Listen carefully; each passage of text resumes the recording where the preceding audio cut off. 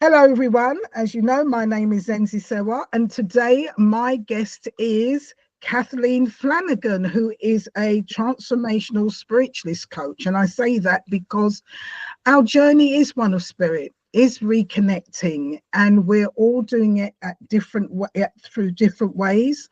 And I know a lot of us on this planet at this time are going through so much, and we're sometimes not sure what to do and what's happening and how we go about.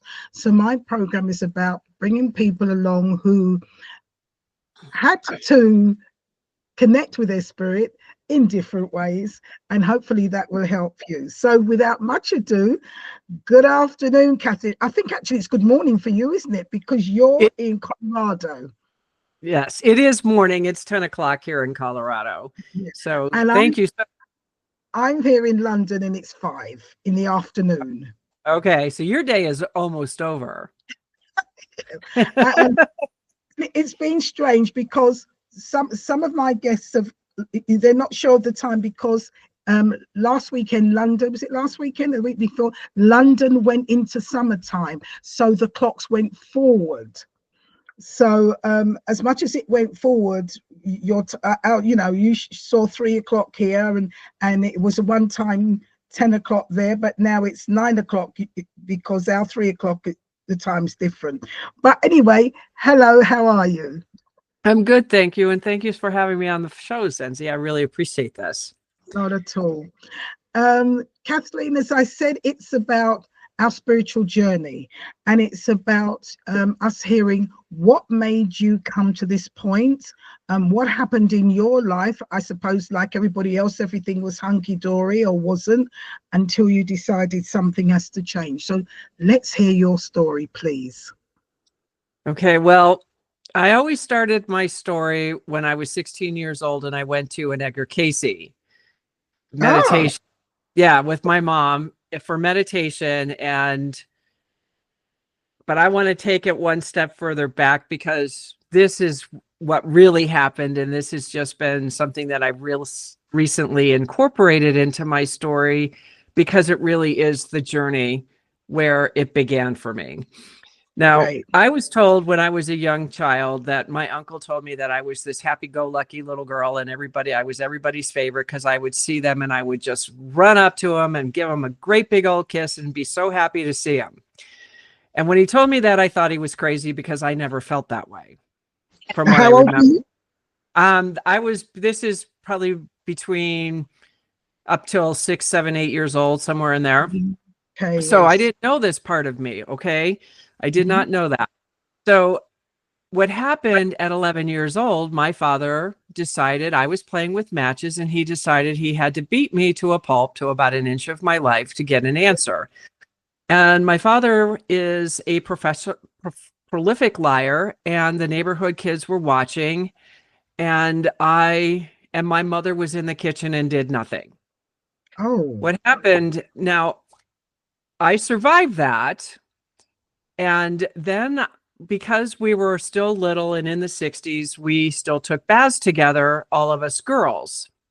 And my father walked into the can I stop you there a minute? How many brothers and sisters did you have at this time? I had it set there at that time. I think there were 5 of us, maybe 6 at that time.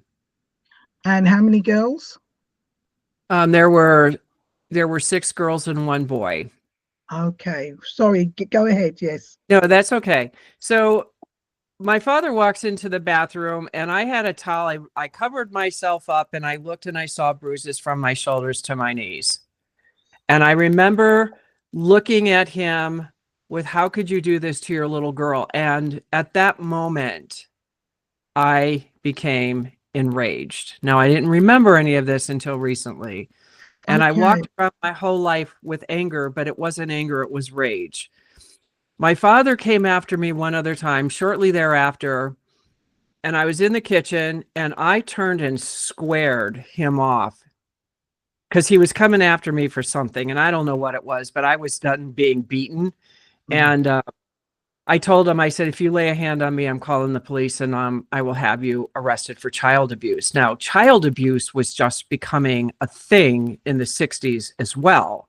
Mm-hmm. And my father stopped dead in his tracks and he said, well, I'll tear the phone out of the wall. And I said, you could do whatever you want. I'm going to the neighbor's house then.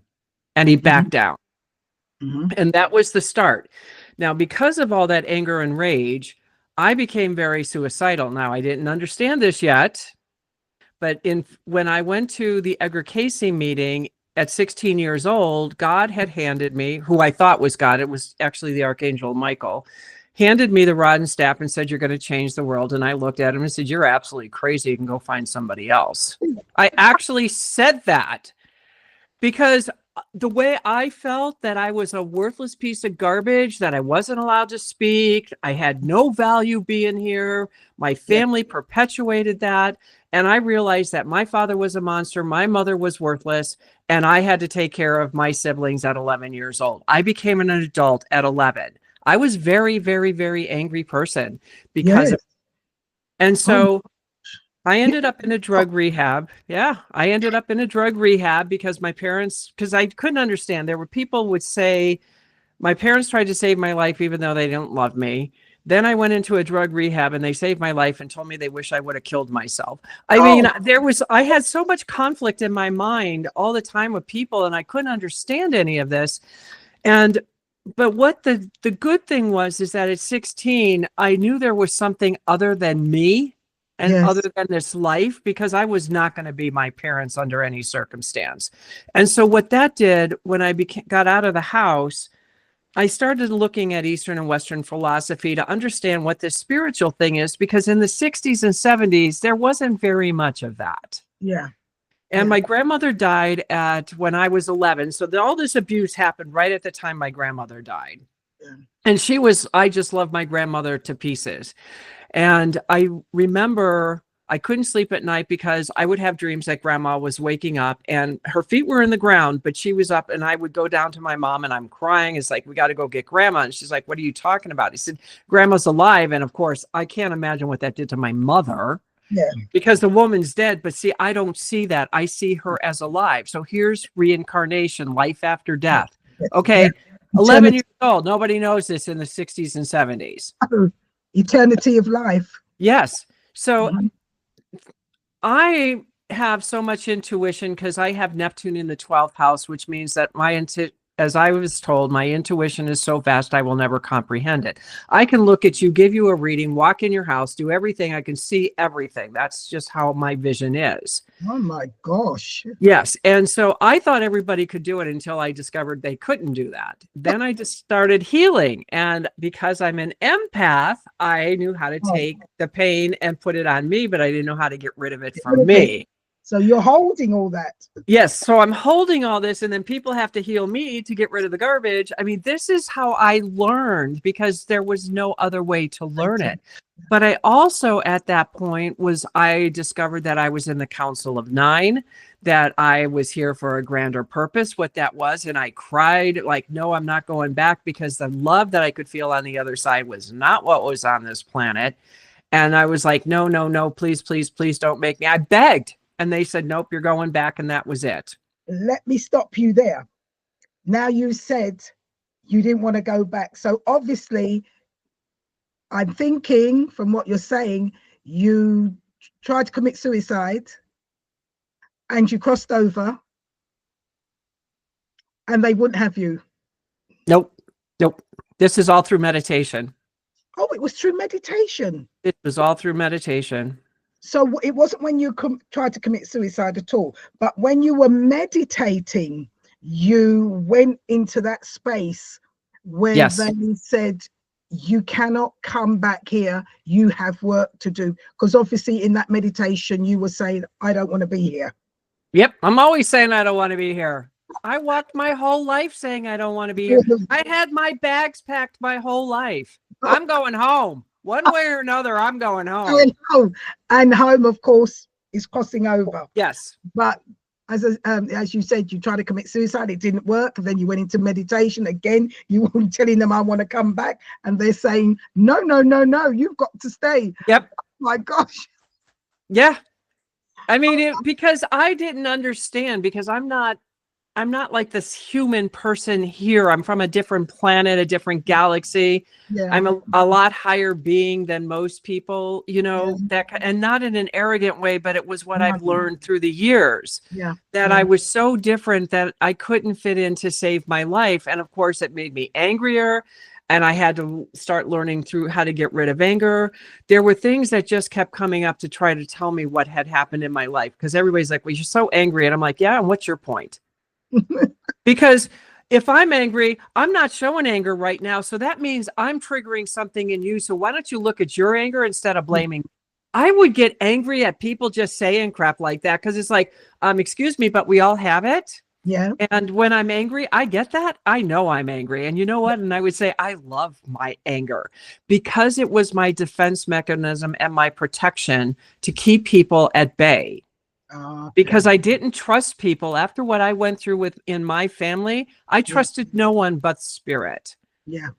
And so I didn't want anyone near me because I couldn't handle any more pain. Yeah. I was either tethering, in my opinion, I was tethering in my life. Oh gosh, you went through that because your parents, your mother and father who are there to protect you. Well, your father was beating you to a pulp and your mother was doing nothing. Yep.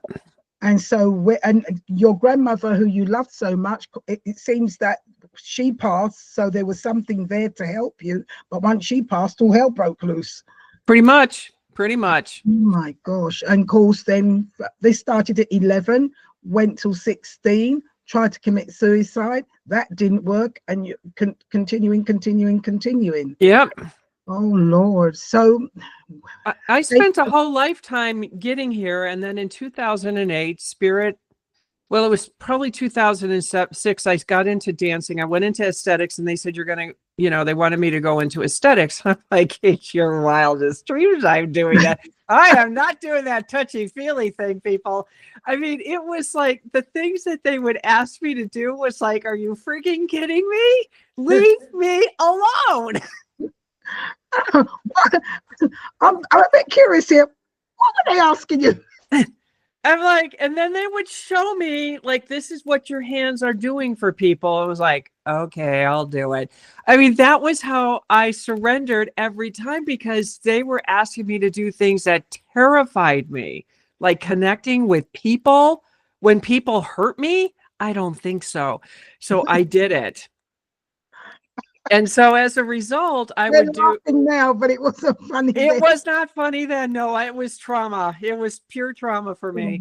Yeah. And so when I got into aesthetics, I loved it. And then when I was actually doing the work, people would just, these women would come on my table and I would just start to clean their face and they would just vomit and just tell me everything, their deepest, darkest secrets, because they felt safe. And that's always been my motto in life, is you got to feel safe. I needed to feel safe. Yeah. And so what I realized is like, I'm not alone. There's other people that feel this way. There's other people that have this weird head trash going on. I thought I was the only one with all this weird head trash, because we as a society never talked about what really goes on with us. We're about the facade of the 2.5 kids and the job and making so much money. And that's enough to make anybody miserable. Yeah, they don't talk about the deeper, the spirituality, because that's like a no, you don't talk about those things. Although behind the scenes, they would go to their little clairvoyances and everything to find out. Exactly. So as I was doing this, I started incorporating sound, because I learned sound in 2001. So I started incorporating sound into aesthetics, because anybody can give a facial. I wanted to do something way beyond that. And then I got into ballroom dancing. And when I changed dance studios, I got in touch with this 24-year-old kid, and we got into dance position.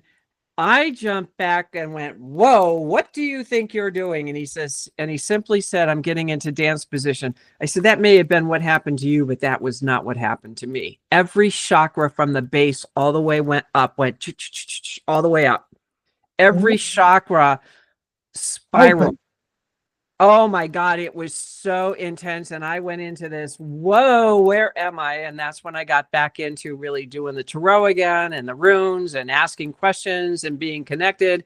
And then Spirit asked me to go to Chicago to write this book. Now, the books that I thought were going to be like 6 or 7 different topics, and that is not what came out of those books. So I spent a year in Chicago, going back to my roots, because I'm originally from Cleveland. So the Midwest is the Midwest, and how you are in Chicago is how they were in Ohio. And so I went out there and I was living in a vortex. I was living in another dimension during this whole process, and I was in the process of waking up what our spiritual masters go through.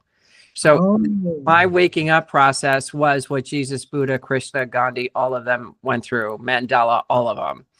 That's what they went through. So I became a spiritually enlightened being, still having a human experience, because even though we're enlightened, we're still human. Yes. You know, and people think that once you're enlightened, like the life changes so drastically that you're just this little blessed thing walking around the planet. And it's that's not it. You still have to experience that which you've come for. Yes, exactly. So as I went through the books, I went through, you know, all these beautiful things where I was bringing the divine feminine was being anchored, the twin souls were being anchored, or the true loves were being anchored. There was so much of that coming into the planet at the time. And at the same time, as that light was coming into me, that brings more light into my body, which means the darkness within me starts to surface. And so now I'm going through the dark night of the soul, because all of a sudden I just wanted to be a better person. I wanted to get rid of the rage. I wanted to not be like my outsides here and my insides here, where I am like miles apart from who I truly am. And I wanted to reconnect with that. And so what I learned in that little apartment, after I realized I was in a vortex and there was a lot of evil in that area as well, and it was the Elgin area, and there were a lot of suicides and murders and stuff that the Americans did to the Indians out there. So I felt a lot of that in the area I was in. And so I just wanted to be a better person, not for anyone, but for me, because I met a man, and it was the first time I met somebody who actually struck me as somebody who actually genuinely cared. And it was a man on top of it, which was even more bizarre to me, because I had a very negative opinion of men based on my father, and then the experiences I recreated from my father to learn. And so I just went through it, and I started to realize we are never alone. Messages are around us 24/7 if we paid attention to it. I also learned that when I was in terror, because there were moments of terror that would come up, and if I just breathed through it in 90 seconds, it would be gone. None of this was out there in 2008. None of this was out there. So the books are written in the language that I only knew the words for at that time. Today I can say it's mindset, it's this, it's that, you know, it's alignment, it's all, but those words weren't there. And Spirit told me that these books were going to be to help people to find their way back to themselves. And so it ended up being a trilogy. It's a day in the story. My mother died during this process. There's this mission, the first part of the book, Spirit downloaded who I actually am, which was like, really? Seriously? Are you kidding me? You know, we can accept how small and nothing we are, but when we find out that we are bigger and grander than that, that's a big, scary thing. And it's a burden when you're not ready to find that you're really that person, that being. But I owned it because I had to own it. And there were things that came out. The story's a very interesting story because it's about the draconian race, and I was erased and all sorts of things that went along that journey. And so my coming back to me was very hard, because not only was I trying to remember who I am, I had to really, truly remember who I was, because my DNA was completely erased to do this covert operation that I was on. And so I had to go very, very, very, very deep, because I had people that were supposed to help me, and they actually were a turncoat trying to like keep me on the dark side that I didn't want to be on. And there's so many more things about my life happened in my life before all of this manifested. And so part of what I received from spirit was also part of the things that I had experienced prior to this. So it was like, it was starting to become a cohesive story, but you don't see it unless you look back and you start putting it together. So during that process, this person's trying to get me to go back into the dark side. My mother's trying to do all this. I'm not letting anybody do it. And I just kept going deeper. And I was so focused on staying inside of me, of like, I know this is a lie. I know it's a lie. I know it's a lie. And then I find my light. And then it's like, do I have enough time to save the earth? Because at that moment in 2008, 9, and 10, we were already just coming out of a massive recession, with the real estate market blowing up, with the banking doing what it was doing. There were so many things that I thought we were gone. Oh no, these books were written for today. This is for today. But it took a long time. I mean, I had to reread those books, rewrite those books with my editor, and I didn't want to bring them out because they're a very, very, very personal story. And yet now it's like, it's okay, because now I read them and I see so many new things that I didn't see back then because I was in the emotional turmoil of it. And because of the books and 20 years of coming back, because now I know the journey of coming back from the dark side, and I mean serious dark side.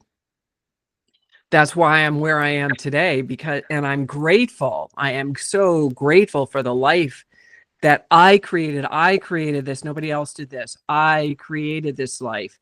And that little girl that my uncle told me, I am coming back to her. Yeah. It's through your strength, through your willpower, and through Spirit's guidance, to keep you strong, and to your determination. And you came here and you had to be that strong in order to go through what you need to go through, and stay and continue to do what you need to do. You've got through turmoil. Yeah, I know what that word means.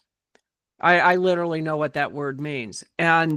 But I'm okay with it, because, you know, how many times did I go through my life saying, I would never do this to myself. And yes, I did, because when that realization happened last year of, oh my God, I created the best life for myself. Oh my God, I wouldn't be here if I had changed one thing.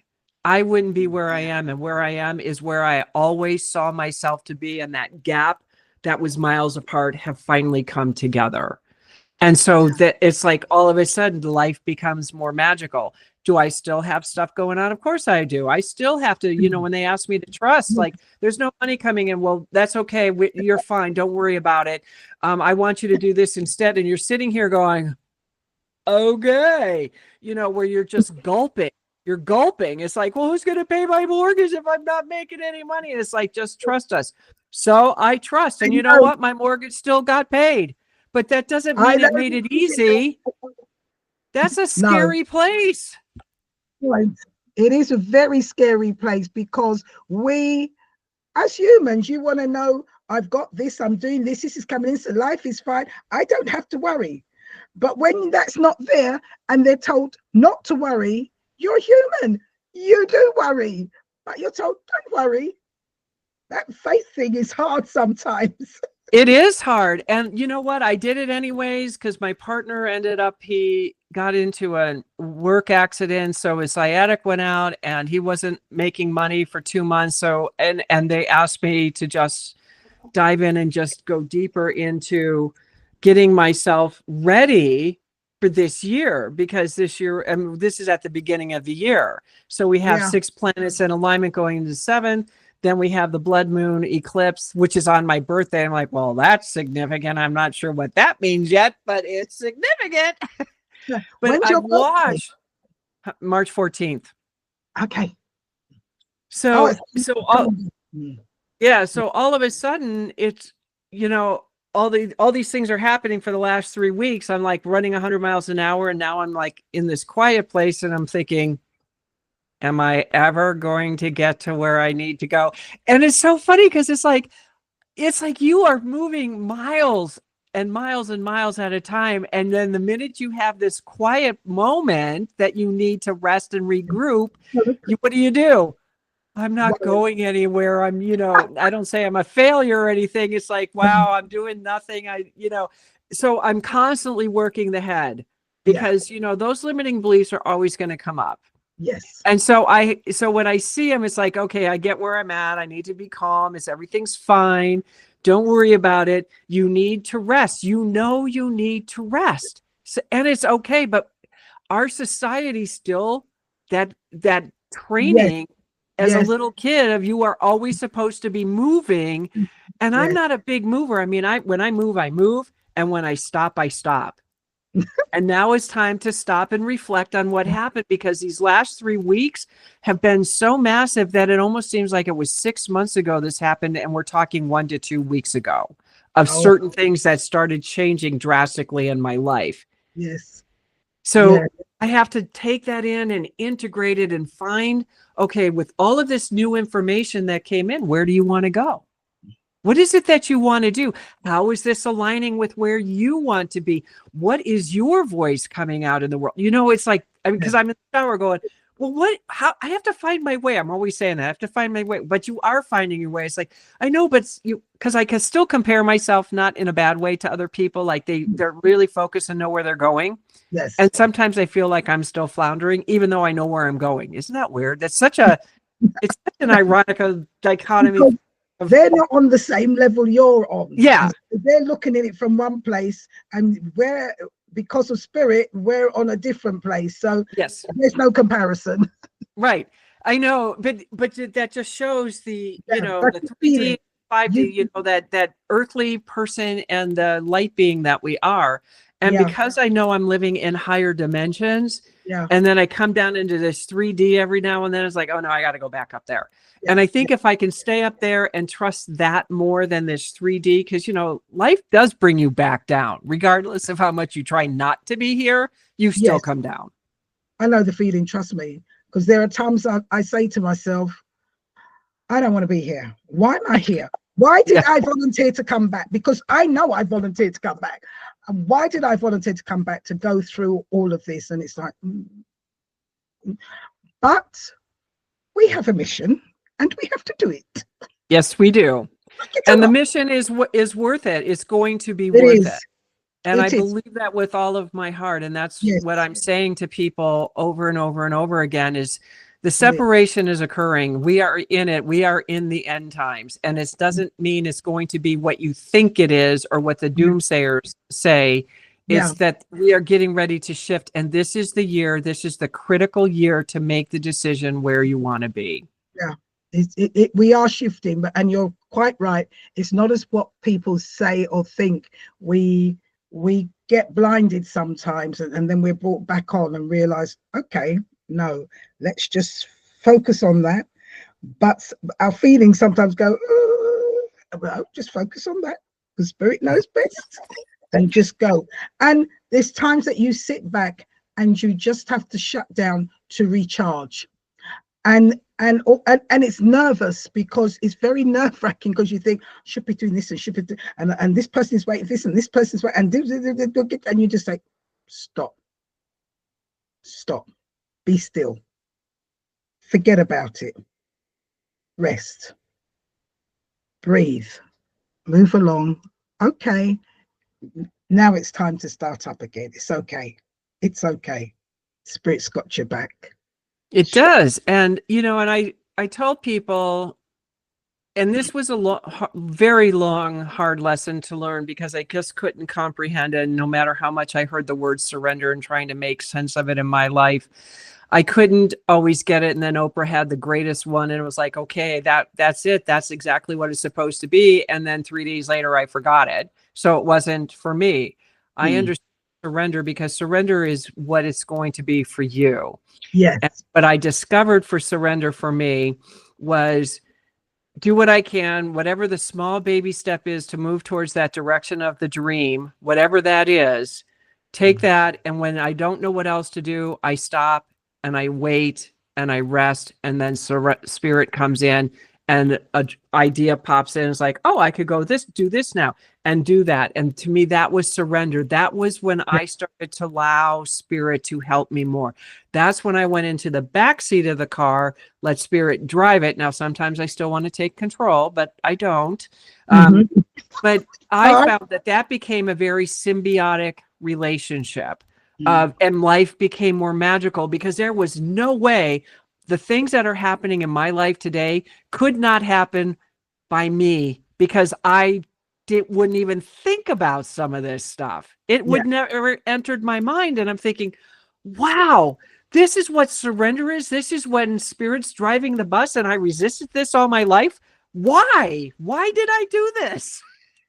You're so very true, because you can't see yourself. You think that life is going to go this way because that's how you plan it, but actually it goes that way because this is how it's supposed to go.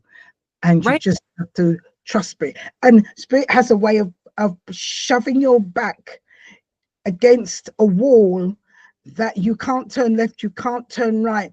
And it's like everything's going to collapse.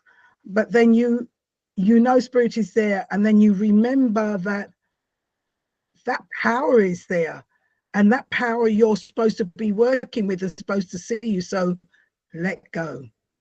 But you're forced to let go. And then you feel that big rock fall away. And you give in. Well, and sometimes we do that proverbial 4x8 that comes and wallops us on the head because the little nugget says, you might want to not do that, and you do it anyways. And then it comes down and it's like, you might not want to do that because spirit knows the direction you're moving into. And it's like, well, I'm going to do what I want because it's my life kind of thing, where you're that defiant little petulant child. And then it's like, okay, well, fine. And then all of a sudden you're flattened because the 4x8 comes and wallops you on the head. You're flattened, you're laying on your back, and you're like, what the hell did I just do? And spirit is right there saying, we told you. I think I did that once or twice in my life. That was it. Once I got it, it was like when I heard that small, quiet voice saying, you might not want to do that. Okay, I won't. Because there's nothing worse than coming up. But see, I needed to learn that. I needed to learn the boundary.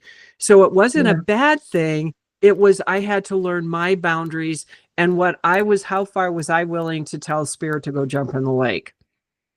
And I discovered very early on, telling him to go jump in the lake was not going to be an option. I mean, you can tell, but they're not going to do it because they know how you feel. They know what you're going through, and they know it's a difficult task. And that's when you as you go along, you realize unconditional love that they have for you. Right. And they want you, they're course correcting you. That's the thing. But we don't see that because we can't see what they see.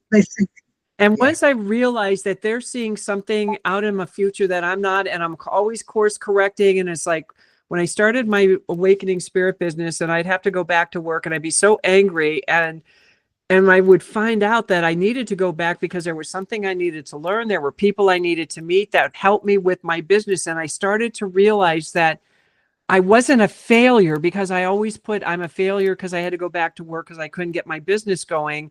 But it was aromatherapy. And again, I was 20 years ahead of time. So when aromatherapy came out when I came out in the mid 90s, the world wasn't ready for aromatherapy yet.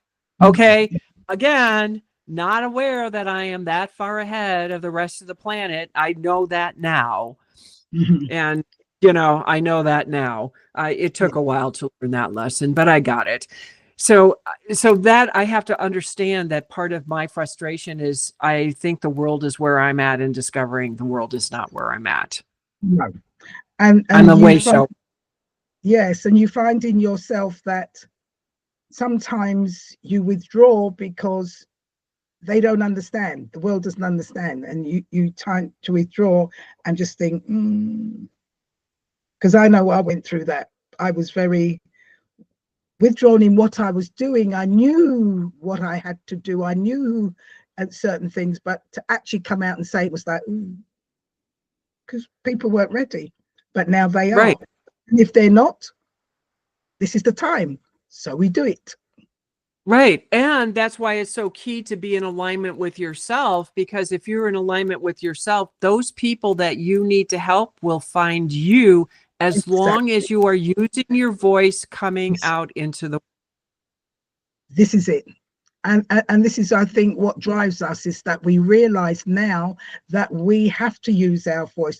We have to stand up. We have to make ourselves seen. Hence, I'm doing these podcasts to call us all out, to talk, to show, so that others who are in a bit of confusion, a bit of wandering, they have a beacon or something that they can go, people to see, people to talk. It's getting it out there now, and not being shy about it, because we're in that time. Right. And I have to tell you that this is really interesting, because I was in the shower and I decided, because I have a podcast too called The Journey of an Awakening Spirit. So your podcast and mine are very, very similar. I mean, a little different take, but it's okay. But it's beautiful, because when you invited me on, I'm like, oh, I got to get on here. So what was I thinking? Now I forget about your show, right? Mm-hmm. And I'm in the shower and I'm going, I think on my show, I'm going to like reintroduce myself and talk about other elements of myself that I've never talked about on my show. Cause every now and then you want to kind of just let people like remember who you are. Yeah. And so I was of that. And here I am doing everything that I said, I'm doing it with you. So I was like, oh, you guys are really good up there. So I don't necessarily have to do that on my show, because I'm doing it here, and I'm going to put this podcast on my website and let all my people know that I was on your show, so they can see what's going on, because I believe in that reciprocal win-win thing, because my people may resonate more with you and vice versa. And I don't care, as long as they get it. The whole point is get the word out there. And this is what I say to all my guests that come on here. It's not about me, want to be there. It's about as many as possible, because we're all different. We're all at different conscious stages, and we all need things at different levels. And the universe knows that. That's why we're here. So it's about calling everybody, showing everybody, so that as many people can say, well, maybe I don't resonate with that, but I can resonate with. It's about connection. It's about connecting to the source. It's about connecting to your highs. I don't care how you do it, but you got to do it. That's where I'm at. I don't care who you do it with, but do it. I know. And when I was doing my getting the call, the first book going for #1 bestseller, and we were talking about bringing our like working with some of our so-called competition, because you want to promote them, right? And they asked me, it's like, well, who are some of your people? And I said, the people that have been on my show, every single one of them are my competition, if you believe in that word, and I don't. Because I don't feel like there's competition, because they have a totally different message than I have, but they have a message that's going to reach people that I can't reach, and vice versa. And so the people that the feedback that I get from my show at times, it's like, your guests are absolutely amazing. And I suggest, because I wanted people to see, it doesn't matter where you came from, what color of skin you have, what country you're in, none of that. It's all the same. And if you have money, that they're not happy with money, or they come from abject poverty, or they come with a golden spoon in their mouth, it didn't matter. They're still miserable. And they're still finding their way. And they still have to find whatever's missing and lacking in them. That's the whole point. And that's what I love about your show, is you're doing the same thing. Because, we could be competitors because we have similar podcasts. And I'm like, if you believe in that. But I see this as, oh my God, there's another reach I can get on a community of you, and I'm bringing you into my community. Because I think we need to help each other to get the word out. The spirit of cooperation. Because there's so much to be done all over the planet. No one can do it. We're like a drop, a pinhole in a mighty ocean, and that ocean has got to flow. So the more of us drop in there and give it a shake, is the more it can flow. So it's not about competition. And we understand that as spiritual beings, there is no competition.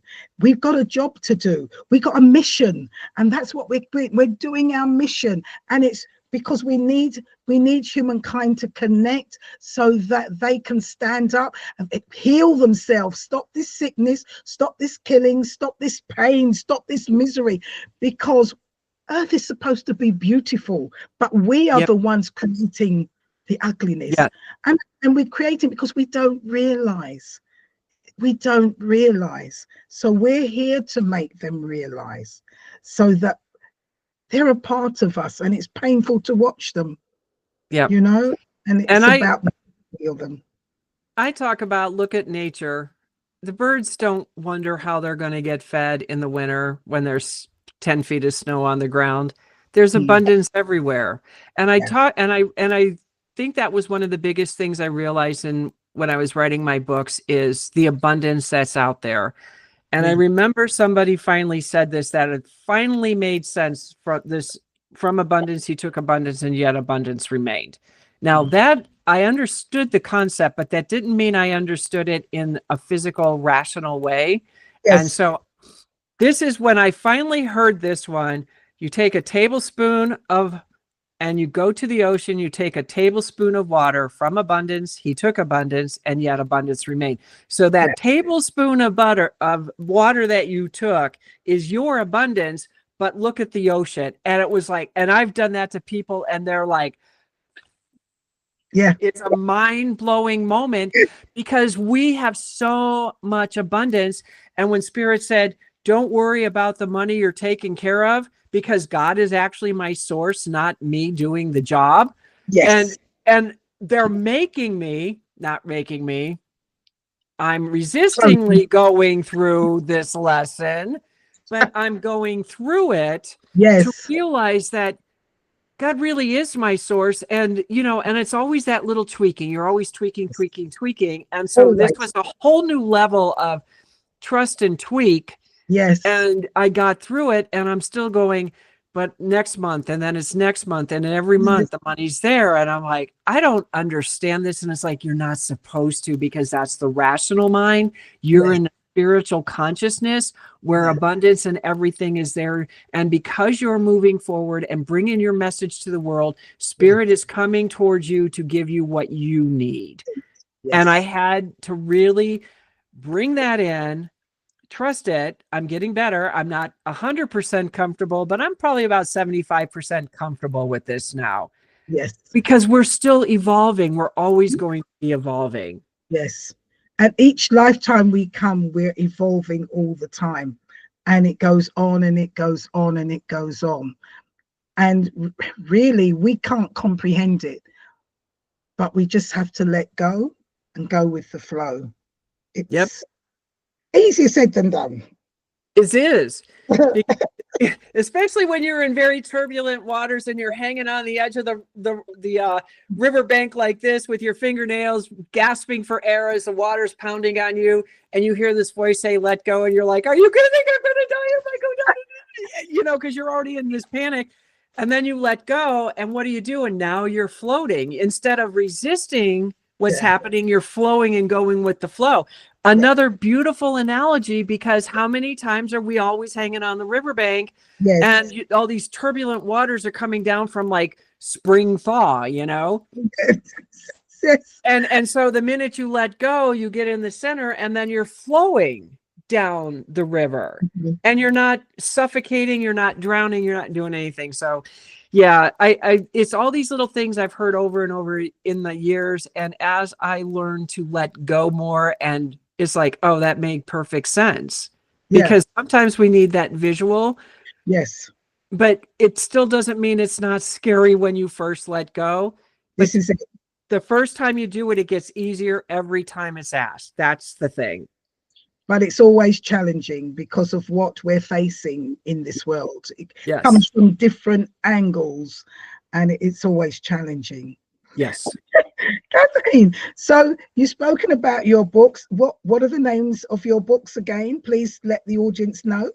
Okay, it's Dancing Souls. It's the journey of an awakening spirit. The first book is The Call. That's when the message came in. The second book is The Dark Night of the Soul, when Destiny started to question and seeing things about her life that she didn't know were there. The unhidden, unconscious things were surfacing. And the third book is Awakened. And this is the deeper, darker part of where she had to go in her awakening process. But when she was awakened, she knew. I mean, she never had to go back to that trauma again because she released it. Okay. And is there a fourth one coming out? Oh my God. I was told I'm writing 9 books total. So the fourth one is coming out. It's not coming out, it's being written. And I'm bringing in brand new information because as it's being given to me, I'm like, but don't worry. Okay. Because I'm like, I don't know. Then I started what I thought was the fourth book, which I think is going to be because I think this fourth book is, and then the other books are going to be offshoots because they said I'm going to teach people how to quantum leap. But I don't know how to do that. It's like, don't worry. Don't worry. Don't worry. Don't worry. We'll teach you. Don't worry. It's like, teach you. Yeah, I know. Isn't that funny? Because you're like, I don't know anything about this. It's like, don't worry about it. Okay. So I've got the fourth book has started. I don't know where it's going. It's just in the very, very, very infancy stages right now. And I think this quiet time, because I was told that this will be I'll start writing again, but I had to go through this whole thing for the first quarter of the year to get grounded, get focused, get centered, clear the table, get my foundation very solid, which it is. And then I was told, I think Saturday, a woman said, you're going to have a shift come Sunday, which it did. I don't know what it was yet, so I'm still working through that one. But she also said that grounding, that she said, you're going to continually live up in this fifth and higher dimensions. And you're not going to have to worry about somebody holding you and being grounded, because you're going to know how to be grounded when you don't know what, because my planets don't align for grounding. Yeah. But I'm going to know how to be grounded and soar at the same time without help and support. That's powerful. That's going to be powerful. So I'm looking for, so I think that's part of what this integration is, this little quiet moment that I'm having. And I'm like working on my body because I know that something was not working well in my digestive, which is a simulation, taking in knowledge. It's nothing major, but just doing like detoxing and just shedding a few extra pounds, releasing the pounds to be transformed into the universe. So I feel better. And I'm noticing shifts with that too, because sometimes we carry weight to protect ourselves from things that happen to us. Yes. And so as this is coming out, it's like more things are showing up. And not that I've ever been overweight in my life. It's just that I'm uncomfortable with these few pounds that I have that I want to get rid of. And it's time. It's just that time, and it feels good. And even though I'm a little grumpy, I'm not real grumpy. It's just like the body's kind of going, I kind of want my carbs, lady. And it's like, no, we're not doing carbs. We're on protein for the next 8 days, or 2 more days to go, but that kind of thing. So I'm listening to my body.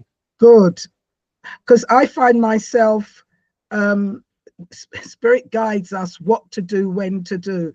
And, you get this little message, eat more fruit, eat more fruit. And why I like fruits, I'm not really a fruit person, except in summertime.